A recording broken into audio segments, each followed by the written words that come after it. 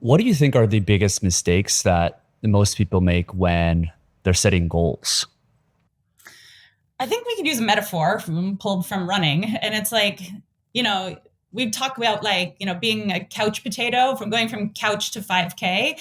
But that's not really how it plays out in goals. It's usually we go from like couch to running a marathon, that we are used to sitting on our couch. And then when we get excited about something, we set a new goal that we're really energized about. We're like, shoot the moon. I'm going to run a marathon. But we're used to sitting on the couch. So I think that is probably one of the biggest challenges or ways that we frame our goals that can lead to all different kinds of obstacles that are going to actually not set us up for success, but more likely failure. Interesting. So you're saying the state that we're in is as important in terms of setting goals because of the feelings that we have in our brains and our bodies, and that would differentiate, perhaps make us set more ambitious goals and so forth.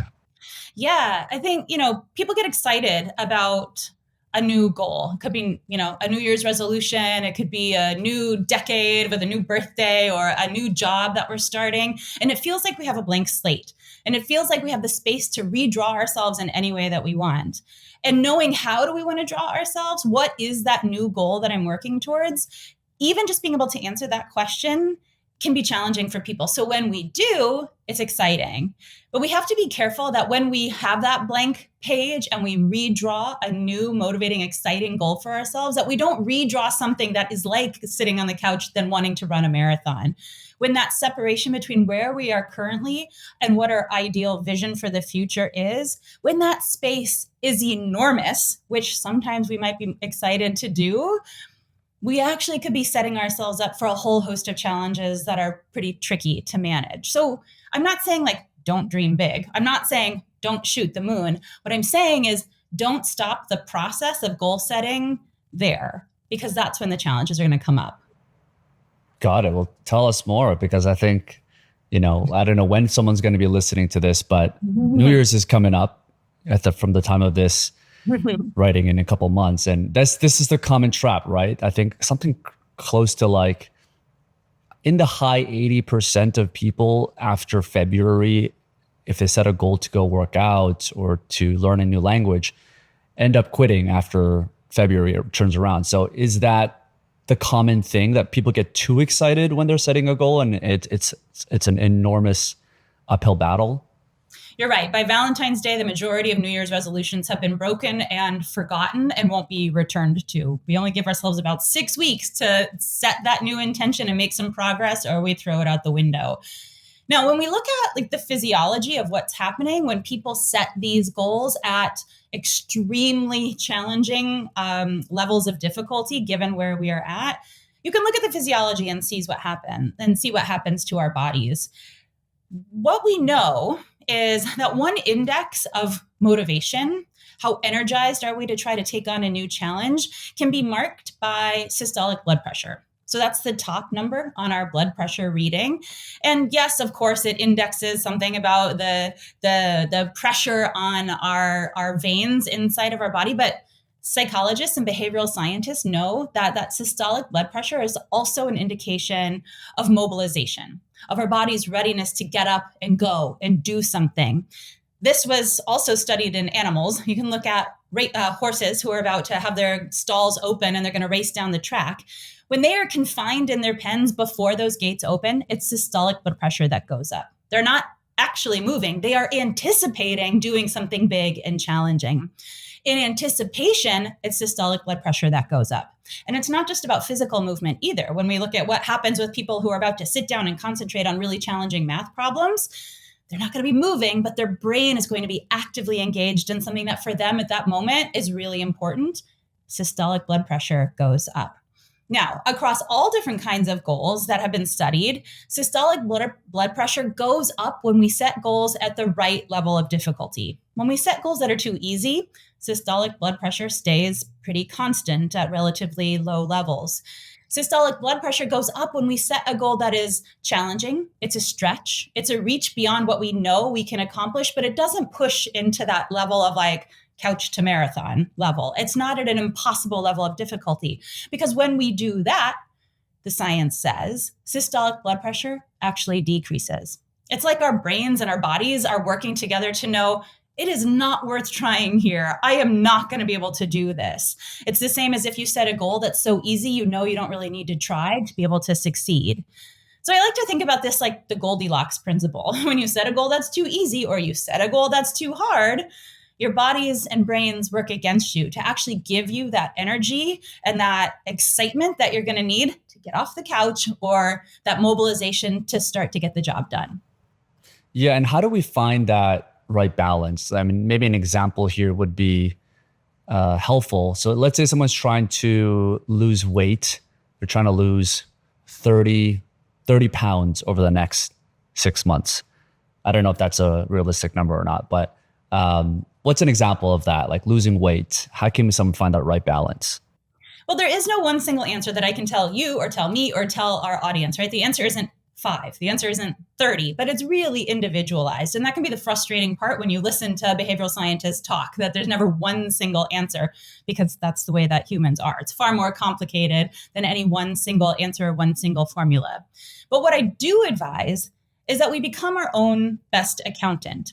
When we just dream a dream, when we just think about what we want, or when we just think about what we believe we could be capable of, we are most likely to get it wrong because of common biases and errors that our memory systems have that are adaptive for other reasons, but can make it challenging for us to set accurate goals for ourselves and to track our own progress. So when I say become your own accountant, before you decide 30, I'm losing 30 pounds, why don't you track what is happening for a month or even just a week, if that's all that you can afford? Look at what is really possible for yourselves. Take data on what your experience is. What are you eating? How much do you weigh? How does that fluctuate during the day? So that you become an accountant. You have data on yourself so that when you set a goal, it can be informed by what's possible. Now, I'm not saying just replicate what you've already done and say, well, that's my goal moving forward, although that's not a bad way to try to get traction and start a new habit.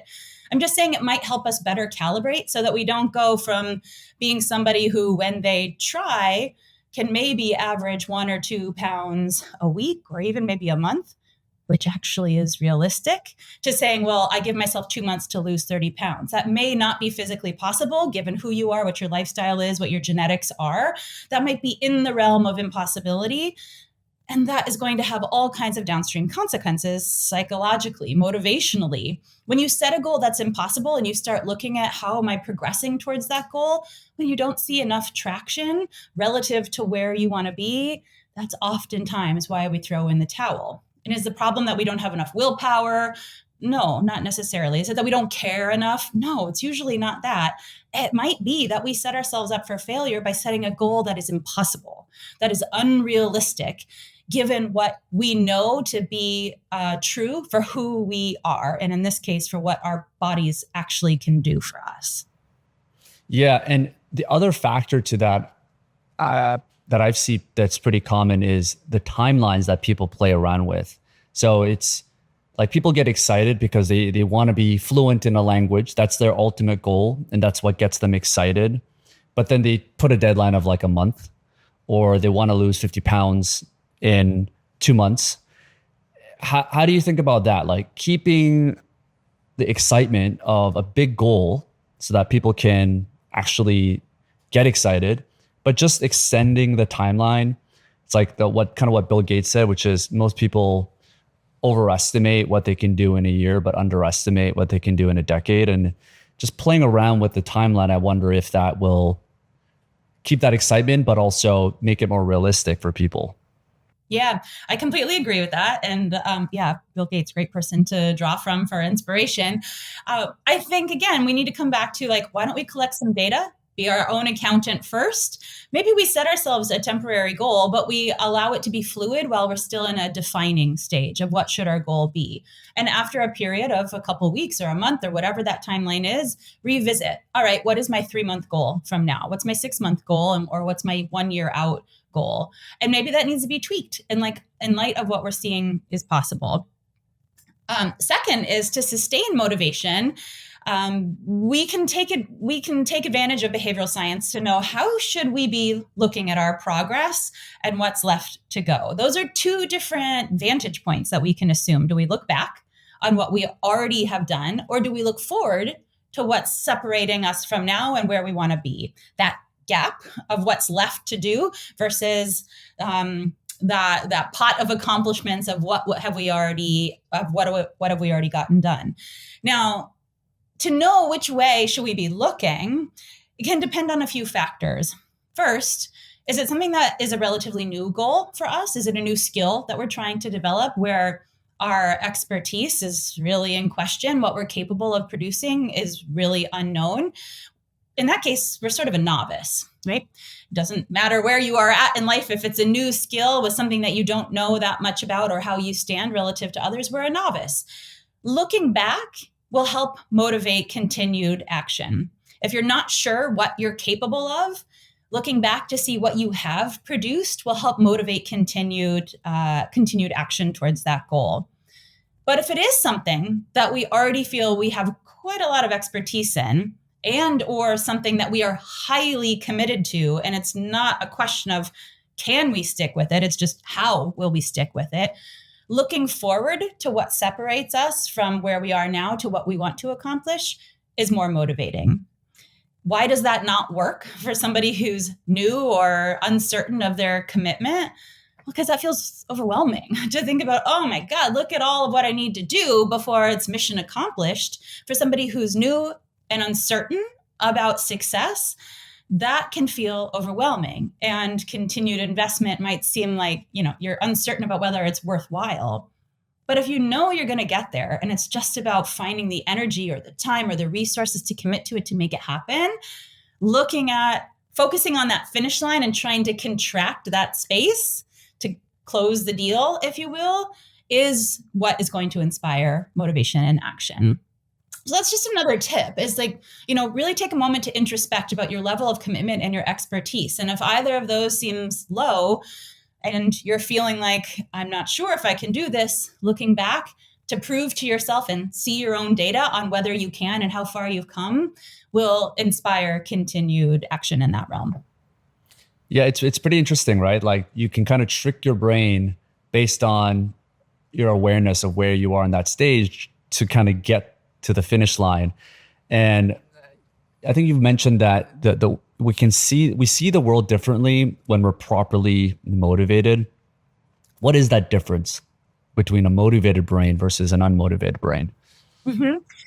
A couple thoughts on what you've said. Can we trick our brain? Sure, we can. We can definitely. This is, tricking our brain. But some people don't like that idea of like even if it's ourselves playing tricks on our brain, they don't want to feel duped. I like to think about it as a tool. You have a toolbox of motivational tactics.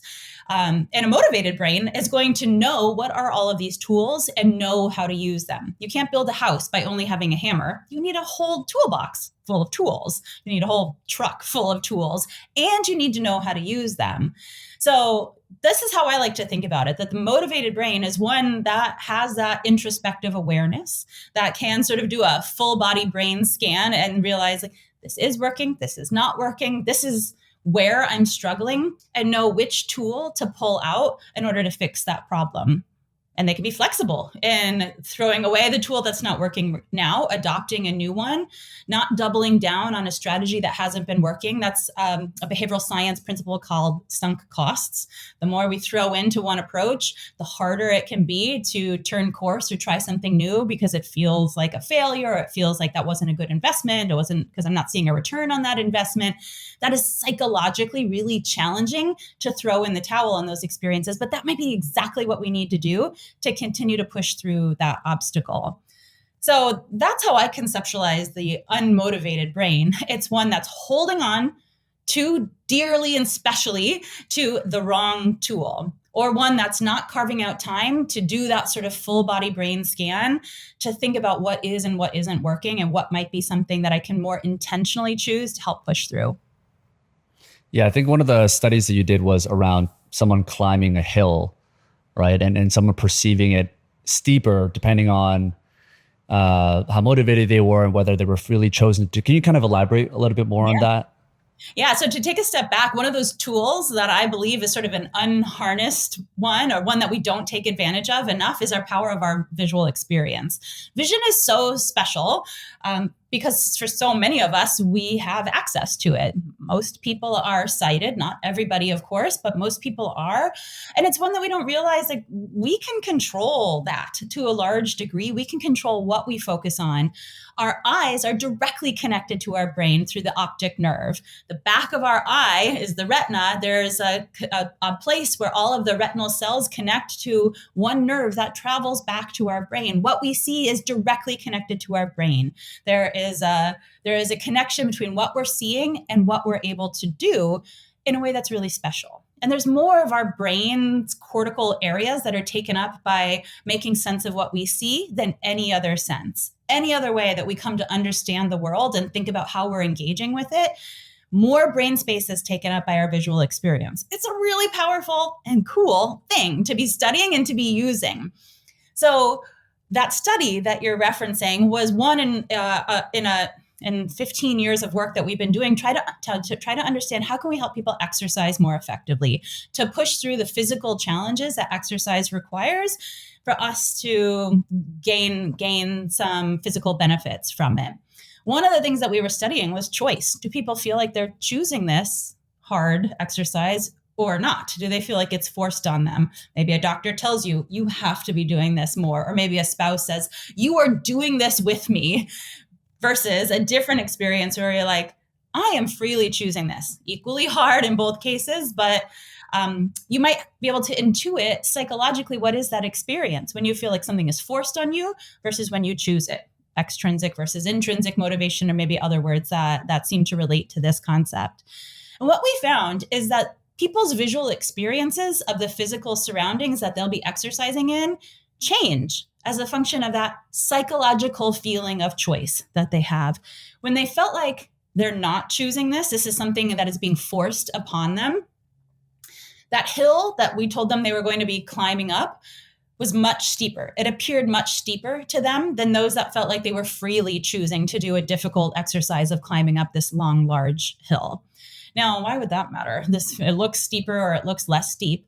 We know that motivationally, there were downstream consequences of that. When the physical space looks more challenging for the individual, they feel like this goal is more impossible. It seems more difficult. They don't believe in themselves. They experience less self-efficacy to get the job done. It feels more like a threat to their physical status rather than a challenge they're excited to be able to jump in, improve themselves within.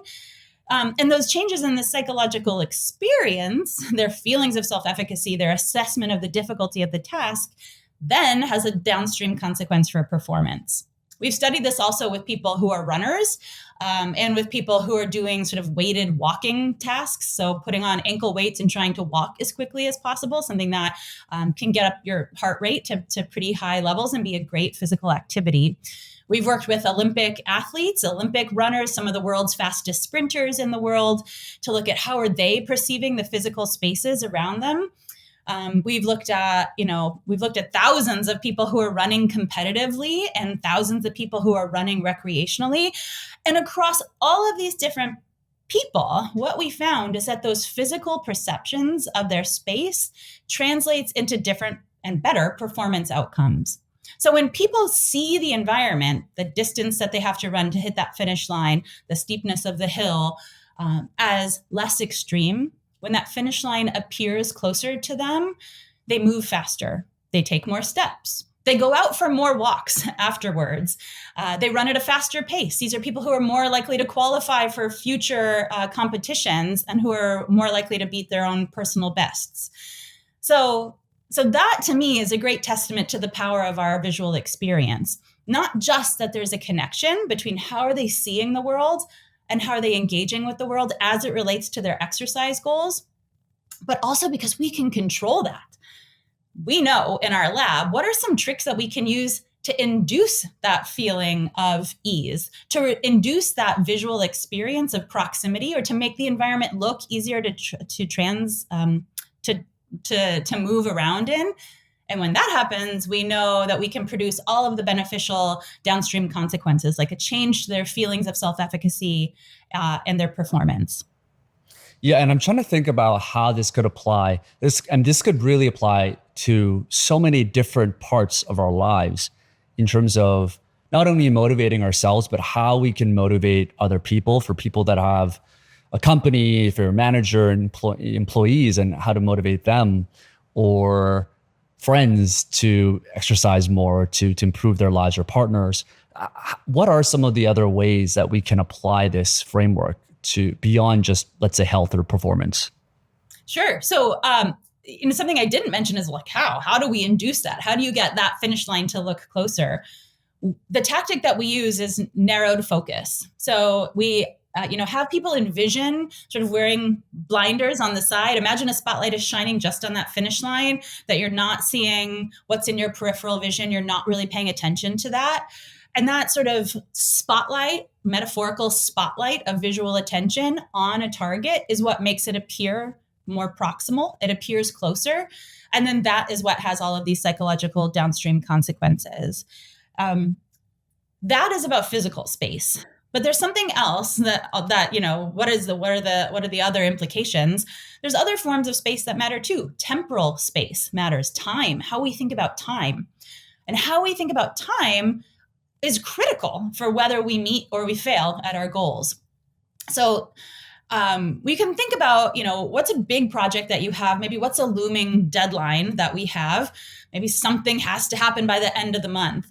Well, we, by the nature of the way our culture creates us as workers, we are multitaskers. Technology does it to us. A boss does it to us. Our own interests that might be quite varied do it to us. So multitasking is another tool that we can talk about. But let me just say that, we have a proclivity towards multitasking. But what that does is sort of set up all these different obstacles that we have to go around and surmount in order to push through to that deadline at the end of the month. If we can focus on just that one goal, if we can cut out the multitasking, we can be particularly effective. We might get that job done faster. We might get it done better because we're not having to switch among everything. We're not having to pay attention to what's over in this aspect of my life and then switch over to now I'm going to focus on what's going on in this aspect of my life. And I'm going to make 5% progress over here, and I'm going to make 12% progress over here. And incrementally, I'm going to move forward on this thing that really matters for the end of the month. So if we can try to cut out that multitasking, if we can imagine that there's a metaphorical spotlight on the end of the month and that goal that we need to get done, it might actually make it seem closer. It might increase the urgency with which we try to make forward progress. It keeps those distractors out, and we can better focus all of our cognitive resources on this thing that we've focused on that might be actually the most critical and most important for our to-do list for that period of time. Does that mean that we should be setting less goals in general? Like, is part of the issue that not even the goals are too big, but we're just setting so many that we can't even properly put our focus into achieving them? I think this world is really challenging for us to try to say we should set fewer goals. I just don't think that that's a realistic way to try to solve this problem. But I think how we think about time and how we switch among those goals can be chosen more intentionally and in a way that's more beneficial. There was a really interesting study that was done with people at all different levels of the executive hierarchy, done with some C-suite individuals, managers, employees, team leaders. So not just those at the top, but at all levels of a couple different kinds of companies. And they had a research team that was standing behind these individuals for a period of time with a stopwatch and just looking at how long do people give themselves of uninterrupted work before they switch to something else. That switch might be because a notification from Teams came in, or there was a flagged email from your boss that came in, and that might require immediate attention. But other times it might be things that we've chosen to do ourselves. Like we're trying to write something that might be a challenging email to craft in just the right way. And we feel like we need a little bit of a micro break. So we toggle over to our calendar, or we toggle over to this other document.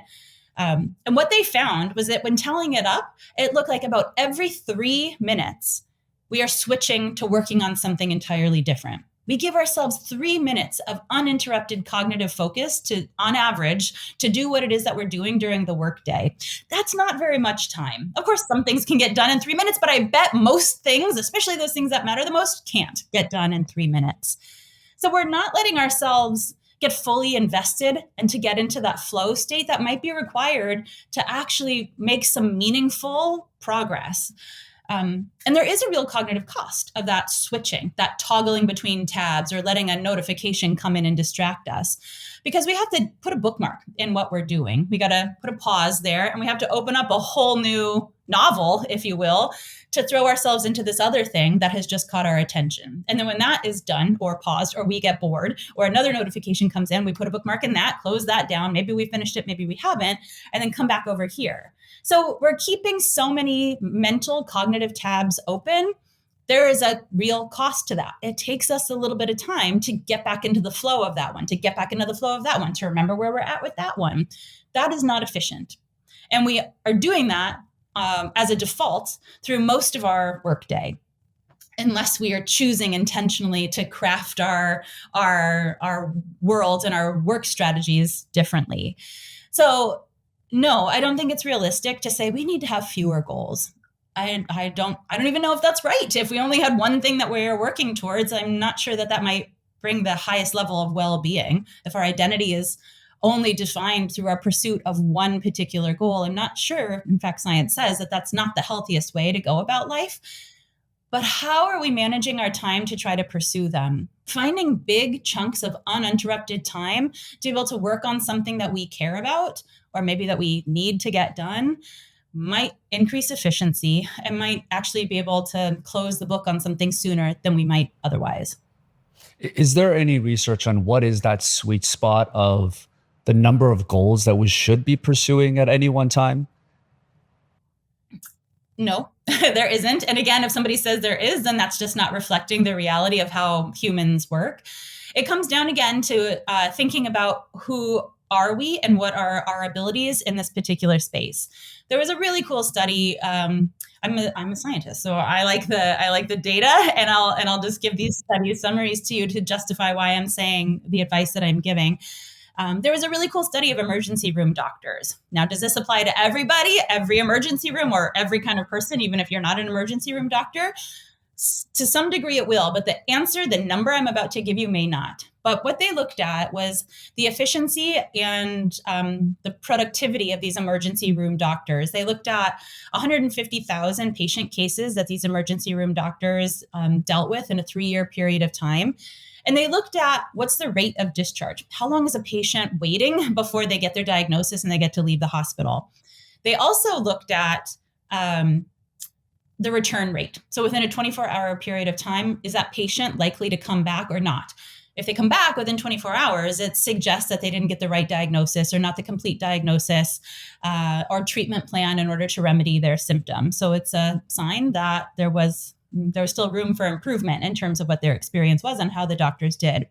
Now, what they found was that when doctors were emergency room doctors who have a variable caseload at any particular time, they don't know if this is going to be a lot of people coming in tonight or if it's going to trickle in. When emergency room doctors went from 1 to 2 patients, 2 to 3 patients, the rate with which those patients went in and out of the emergency room increased. The doctors became more efficient as the number of cases they were simultaneously managing increased. Now, how does that happen, right? They're taking some labs, they're waiting for results to come back in, they're sending somebody off to get x-rayed, and then they're going to review the evidence that they have, and they're going to make a diagnosis and a treatment plan. So there's downtime. What do doctors do during that downtime is sort of the question here. And what they found was that going from 1 to 2, 2 to 3, 3 to 4, doctors became more efficient. And in fact, the rate of returns decreased. They did their job faster and they did it better, it looks like.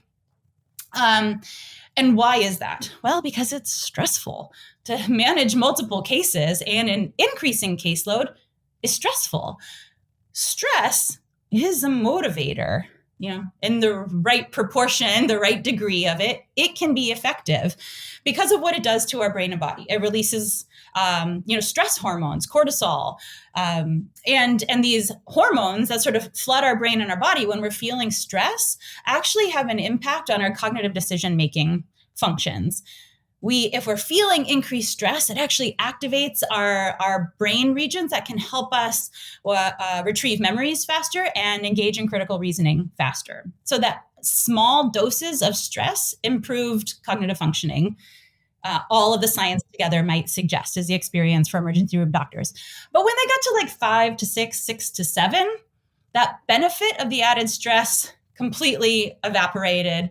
And now what we see is that it takes much longer for each patient to get through, and the rate of coming back to the emergency room is much higher. So there's a tipping point going from like a very minimal, easy to accomplish goal. Doctors don't need to mobilize that stress response. They don't need to harness the adaptive benefits of a microdose of stress. But when their caseload increases, they do. And that is helpful until it is no longer helpful and it's cognitively burdensome and overwhelming, and it has a negative impact on their performance. So 5, 6 for emergency room doctors in the Atlanta area. But of course, that number 5 or 6 goals to be managing patients or cases to be managing isn't applicable to everybody. But knowing that as a foundation for what happens when I'm feeling like I don't have a lot to do versus when I'm feeling completely overwhelmed. And where is that sweet spot for us? If we can tune into those feelings and experiences, maybe we can come up with that number for ourselves so that we can titrate that micro dosing of stress that we need in order to reap the cognitive advantages that can happen when we're feeling more challenged and pull ourselves back from when we're feeling overly challenged. What is an effective way to test that line? Is that just kind of pushing to where you can get to a 6 or 7 and just kind of seeing how your productivity wanes after that? Yeah. Well, again, coming back to this idea of cognitive memory biases, our memory is a beautiful thing in its flawed capacity. So we have a tendency to remember the most emotional events. We call these flashbulb memories. Oftentimes they're negative because those negative emotions can be really scarring. Each generation has one of these sort of catastrophes in society that when you think back to that, maybe that's 9/11, depending what generation you're coming from. Maybe, I don't need to list all of the ones that might be triggering for people, but you can think about what might that be. When people think about those moments that are negative, it's like as if I could relive it. I remember exactly where I was when I heard the news of X. I remember exactly where I was, who I was with, what I was feeling. Now, people feel like they're reliving that memory. And evidence suggests that their memories are not necessarily accurate, but it feels like they're reliving it. And sometimes that can happen with positive experiences too. The birth of a child, your wedding day. We feel like we're reliving those flashbulb memories that we have. But our memories are flawed. We oftentimes forget some of our negative but really informative experiences that we might have in life. Maybe there is something really embarrassing that we did. And if you can remember that, you're just like drenched with the ickiness of that memory. Shame is something we try to avoid, but that we all experience. Guilt is something we all experience, but wish to avoid. And our memory systems are set up to help us put those aside. For the most part, because if we didn't, we might be so debilitated by that guilt, by that shame, by that fear that we just don't move forward. And some people are, or in some instances, we might be. But for the most part, our brain is set up to help us forget that stuff so that we can continue to feel like we are good, capable, effective individuals for moving through this world in a way that can make us happy. Our brain is set up so that we think that about ourselves. And that, for the most part, is adaptive so that we can keep moving forward. But it isn't good for helping us to figure out what can we take on. To be more concrete about it, and just to paint myself as a human and not just a scientist, every year that I go through Thanksgiving, Christmas, and New Year's, it always just feels overwhelming. It is so hard to manage everything. Like work is always crazy during this time. Planning for the family holidays are always crazy. How are we going to take care of the kids when they don't have school? How are we going to make all these meals for all the family that's coming? How are we going to host everybody? And how am I going to still wrap up the academic semester and meet my year-end goals? And every year I say, I'm not committing to anything. I am going to keep my calendar open in November and December and early January so that just life that gets thrown at me doesn't feel so overwhelming and I can enjoy it. And I make that goal to myself every year and it never works because that's just life. And also because I don't write it down. I don't write down in the moment, where did I go wrong? Like, how come this was like much more busy? Where did I accept an invitation where I probably should have said no? Where did I schedule a meeting for myself that could have waited until the end of January or February instead? But if I did do that, I would learn better of where am I making the mistakes and where can I avoid those mistakes moving forward, especially when we're talking about a separation of time. Like my mistakes now that I made are easily forgotten in these next 6 months before that season rolls around again. And so when that season rolls around again, my mistakes I've forgotten because I do want to just remember the fun times we had as a family over the holidays. And I do want to forget the times that I exploded at somebody because I was just too tired to be able to keep my patience. I don't want to remember that side of myself as a friend and a family member. And that's a good thing that my brain forgets that. It lets me keep moving forward. And it's a good thing my friends don't remember that either, right? So they keep coming back for the parties. But it doesn't help me with that long-term goal of being able to manage my stress during that stressful period of time. So again, it comes back to being an accountant, tracking data about yourself so that you can make better choices moving forward. Because if we just rely on our memory and our intuitions about what our capabilities are, our brains are set up for us to get that wrong. Yeah, my takeaway with that is just how much we live our lives and the things that we're seeing and perceiving perhaps could be construed as untruthful in many ways. I mean, it kind of brings me to my next question, which is, can we shape our beliefs or our reality rather based on our beliefs, or do our realities shape our beliefs? Which one is the right answer? That's a great question. That's like a chicken and the egg question. It's a great one for a philosophical debate with a glass of sherry and a big roaring fire behind you. As a scientist, maybe that's not the... It's a tricky one to answer for sure. And, I think the answer is that it goes both ways.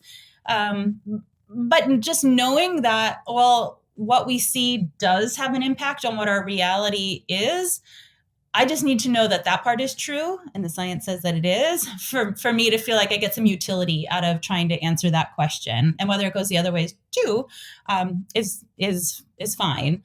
There was a really cool study, done with telemarketers, and they have a hard job. They're making cold calls and they're trying to land sales.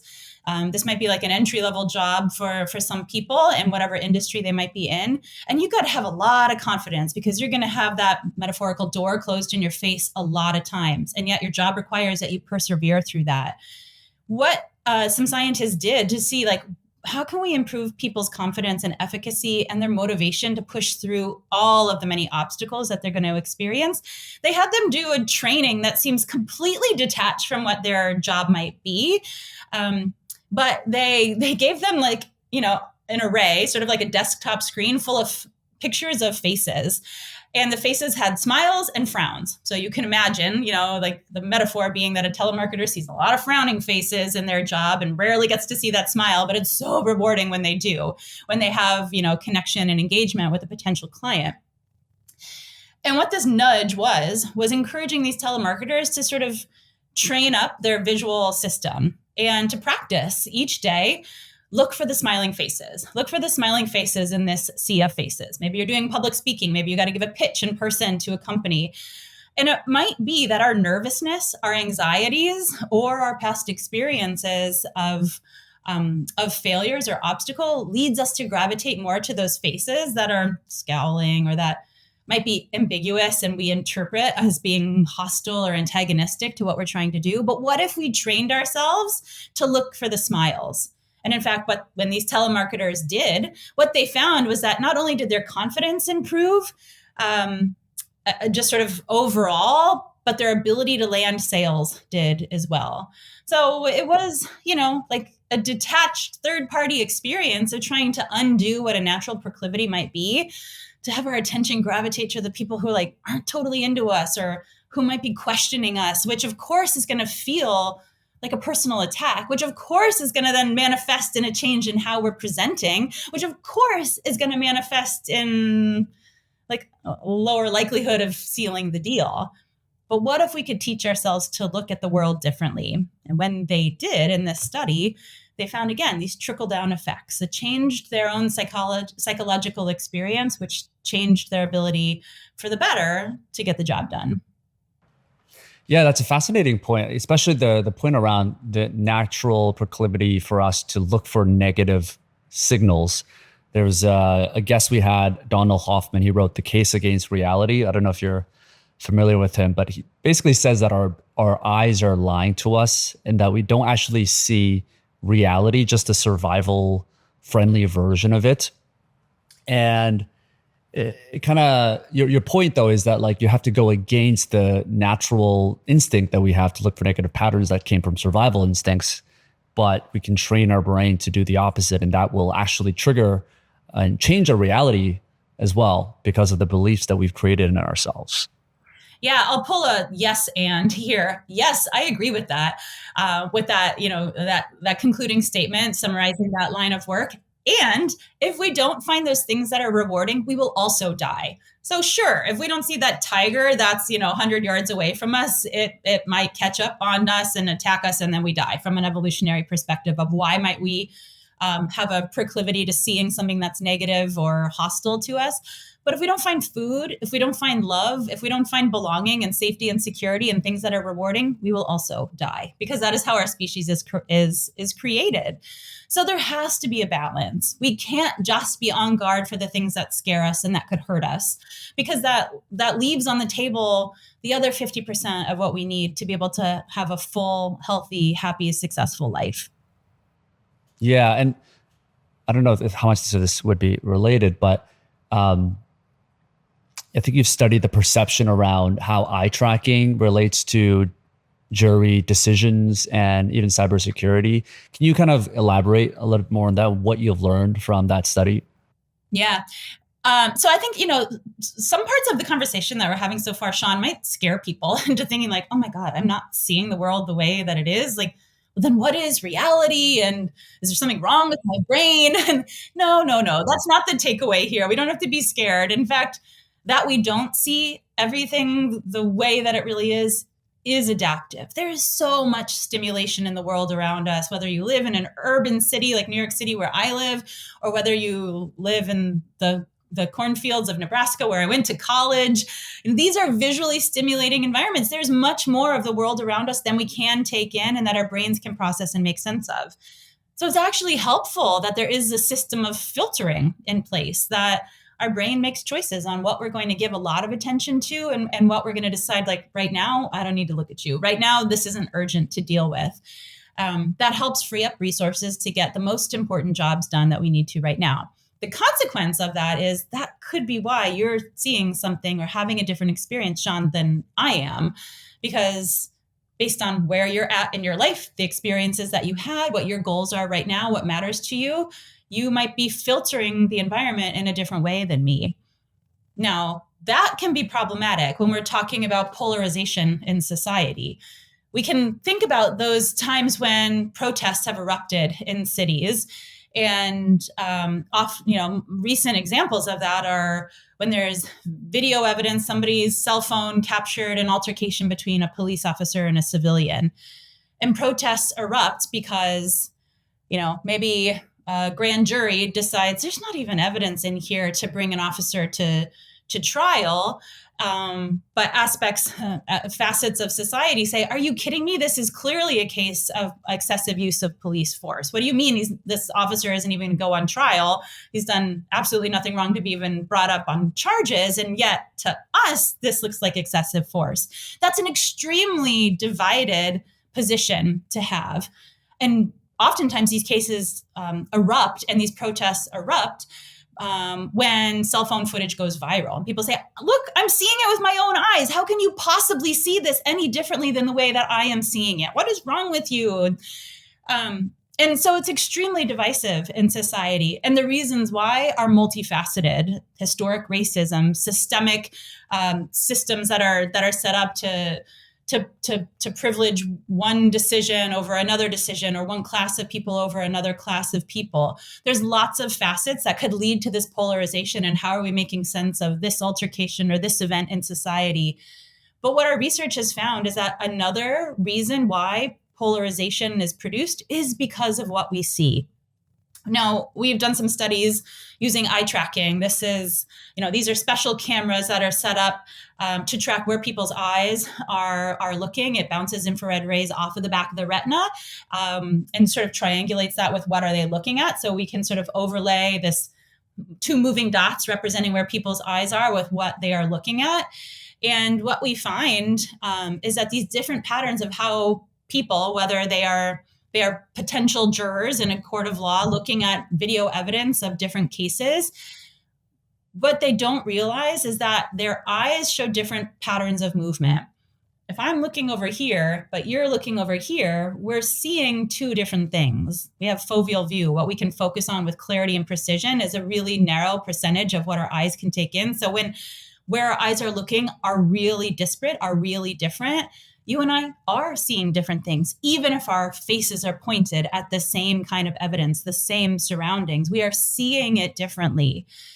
And as a result, that means we're getting different information about the case facts, which is then justification for the different decisions that we have, coupled with all the other aspects that go into deciding who's right and who's wrong in these kinds of cases.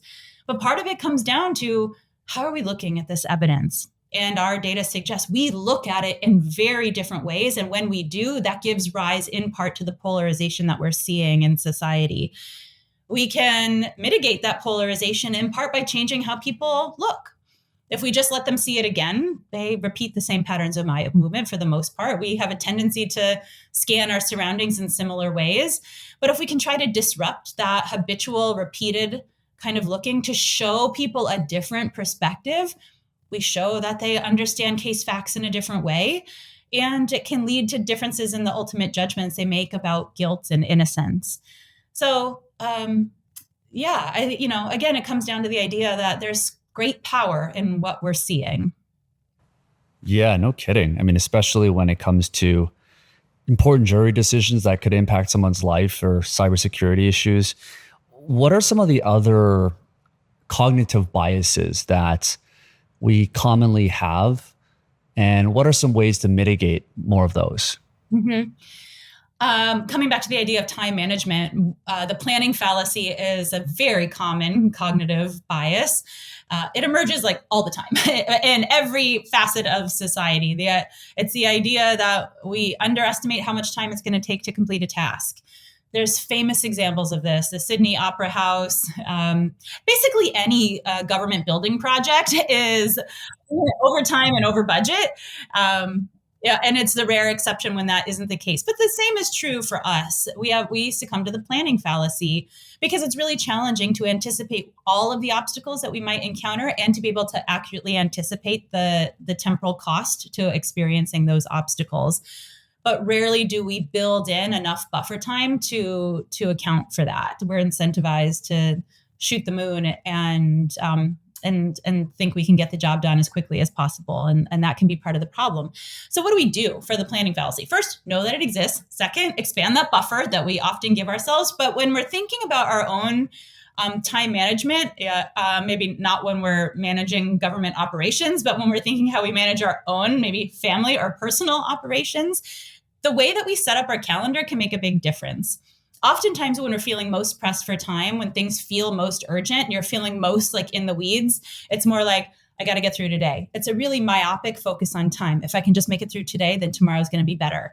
That constricts our focus in a way that's not beneficial. We start thinking about what can I get done in the next hour? What can I get done by the end of the workday? What can I get done before I have to go to bed? And these are times when maybe what we need to do is actually expand our scope. We need to change the default on our digital calendar from like looking at what's happening today to instead what's looking at the week. Let's look at the week. If we can take a wider view of time, especially when we're planning out like what our sub goals are, or when can we slot in time to do this next aspect of the project, taking that wider, more expansive look at our calendar will help us do the job better. I studied this with about 30 students of mine. We all had this experience where for a week, at the beginning of the week, we thought about what's really important, what's a big project that we're working on right now that's not going to get done in a day, and it's probably not going to get done in a week, but we have to sub-goal it out. And at the beginning of each day, we woke up, we thought about what can I get done today, and then slotted it into our calendar. Where do I have a chunk of time to do that thing today? And then at the end of the day, we reported on how much time did we actually spend and what did we get done. We did that for a week and then counted up, well, how much time did I spend on this project that really matters? Another week, we didn't do this day by day, myopic temporal perspective, but instead woke up on Sunday, thought about what is an important project that I'm doing this week. It won't get done in the day, it won't get done in the week, but needs to be sub-goaled out. And then we slotted in times for the whole week. When am I going to do this part of the project? When am I going to do this part of the project? When am I going to do this part of the project? At the end of each day, we reported on how much time did we spend. What we found is that people spent in that week 3 hours more working on their project when they looked at their calendar a week in advance and slotted in their time than when they were able to think myopically and focus on the day-to-day. 3 more hours in the week. Now, everybody made progress. Everybody spent time. It's that they found more time. They were able to commit that more time. And this was a strategy that worked for finding more time for 66% of the people that tried this strategy with the particular goals that they were working on. And these goals were like all over the place. We had people who were writing films. We had people that were producing events. We had people that had just, personal academic goals that they were trying to meet. Like the goal didn't matter. It was how they thought about and laid out their calendar that did. And it's kind of easy in hindsight to think why, because the further out you go, the more open your calendar is, right? So when I think about what does my calendar look like tomorrow versus what does my calendar look like in 6 days from now, it's much more open in 6 days than it is tomorrow. But when we put something in our calendar, it gains importance. When we see it slotted in that time, we work life around it. In the same way that if a boss puts a meeting on your calendar or you got a doctor's appointment, you stick it in your calendar, you're likely to go to those meetings. You're likely to go to those appointments. But if it's not in there, you're like, oh, well, I'll get to that. I'll get to that sometime. If you don't put when are you going to the gym in your calendar, oftentimes at the end of the day, you haven't made it to the gym. Because when we put it in our calendar, we can see it and that gives it importance and we work the rest of life around it. So taking that wider scope of time is a way to overcome that cognitive planning fallacy and common problem of time management that so many of us experience. Yeah, that's definitely something I experience as well. This reliance on emotion, if you're just hour to hour, day to day, just based on how you feel like maybe you're a little bit tired and you're just going to push back another hour or so and that delays everything else. It's very common. So it seems like what you're suggesting is creating more of a system pre-planned that's not just reliant on emotions. In relation to that, I want to actually go deeper into this idea of midpoint slump that almost everyone faces, whether it's learning a new skill or working out, because we have this like high, fresh energy when something is new and we're getting started and learning something new or working out. And then it rises again near the end, whether it's like deadline pressure or whether we're close to the finish line.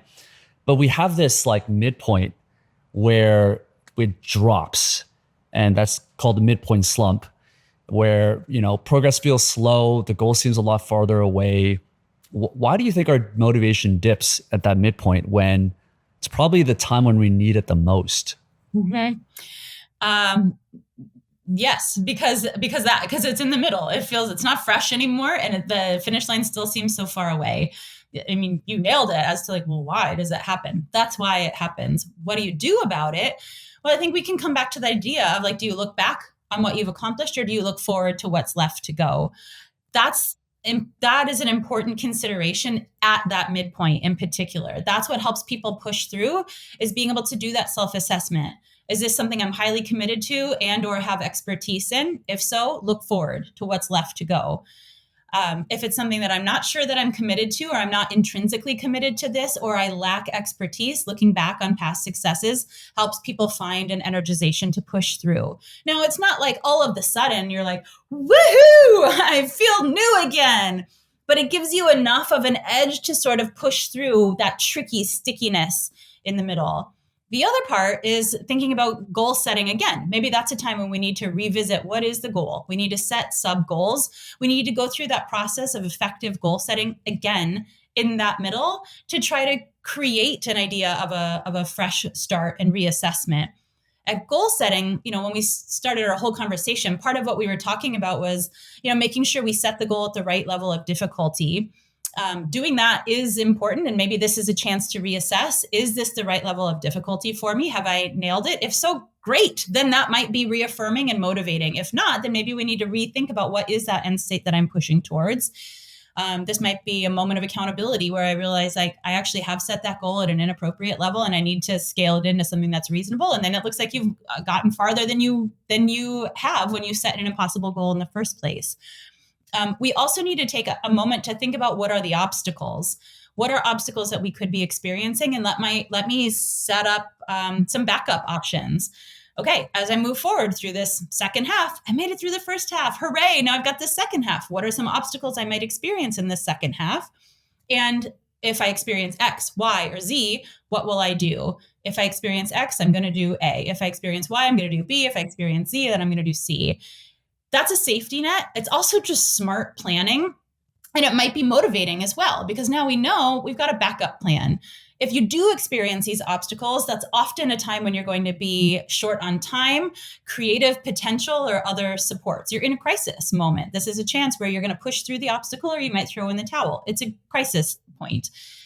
That's not the point where you're going to have the best creative juices flowing to figure out how you're going to push through. If you've done that hard work in advance, then you have a safety net that you can instantly rely on and pivot to be able to push through those obstacles.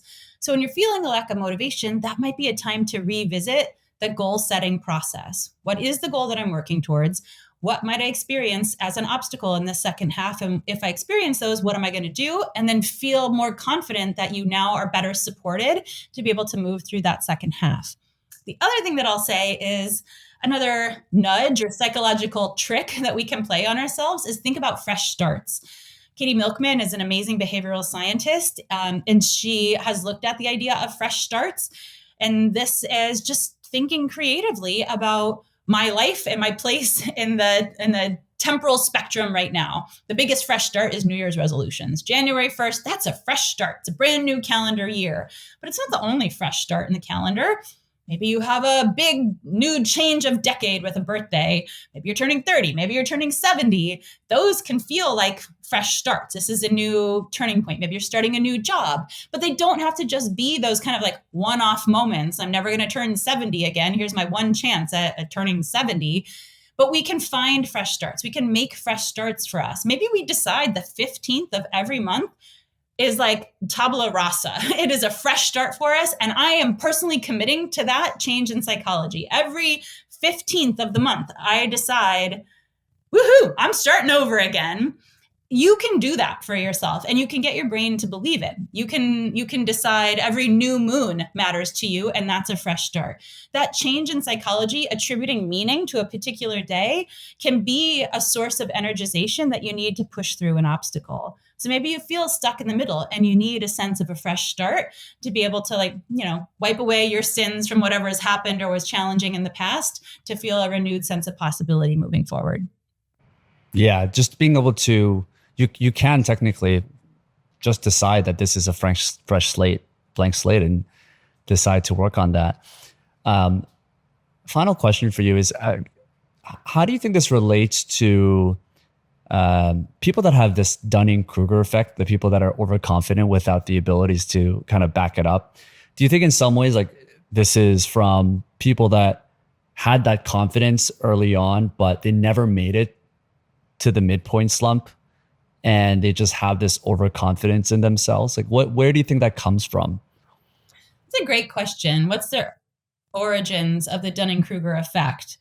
Dave Dunning was my graduate advisor. We should bring him on and have a conversation among the three of us. I'm not sure what the answer is. I feel like I should. I feel like I just failed comprehensive exams or something by not knowing the answer to that question of what produces the lack of ability to accurately assess where are you at.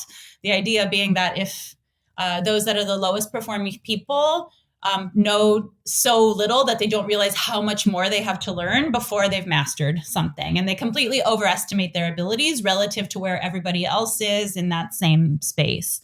They're quite overconfident. Where does that come from? That's the question. Where does it come from? I don't know. I don't know the answer to that, but I do know that we are less likely to fall prey to that, to be a victim of that Dunning-Kruger effect, or to have that Dunning-Kruger person be you, the one who's so overconfident and everyone else can nail you for what you are. Like, oh my God, she has no idea. The more that we invest in our own understanding of self, listening to these kinds of podcasts to grow an understanding of how do our brains work, how can we be aware of what our natural defaults or cognitive biases are? What are tools that we can use to overcome those biases and to think intentionally about when to leverage those? So the more we invest in our own education about how our brains and bodies work, the more that we know, and the more that we'll know that we have to grow and reduce that overconfidence. Confidence is a good thing. We need confidence. We need confidence to push through the challenges. If we didn't think we could accomplish anything, we would never try anything. Confidence isn't bad. Overconfidence can get us into problems, can get us into tricky spots, but we can avoid it through greater education about how we work. And what role do you think self-compassion plays in that motivation factor? Do you think being kinder to ourselves actually makes us more driven? Or do you think, which a lot of type A folks think, is, do you think that makes us more complacent? We all make mistakes. There is no way that we're going to avoid that. But we have to give ourselves grace to make those mistakes, but also the accountability to repair from them. So people who think it's a problem to have a goal to never make a mistake. People who think that also have another psychology of feeling like, qualities are fixed, that I have to be a person who doesn't make mistakes. I don't allow myself to make mistakes. Well, we all do. And if we aren't making mistakes, it means we're not challenging ourselves enough, or we're not self-aware enough to realize that we have made a mistake. So real growth comes from challenging ourselves and from faltering, because even those moments where we falter, that's where the most growth is possible. And that's a mentality that you see in a lot of startup companies, because they are innovating, they are taking major leaps. They allow mistakes. They build it into their corporate culture. X is a division of Google where some of their greatest innovations originate from.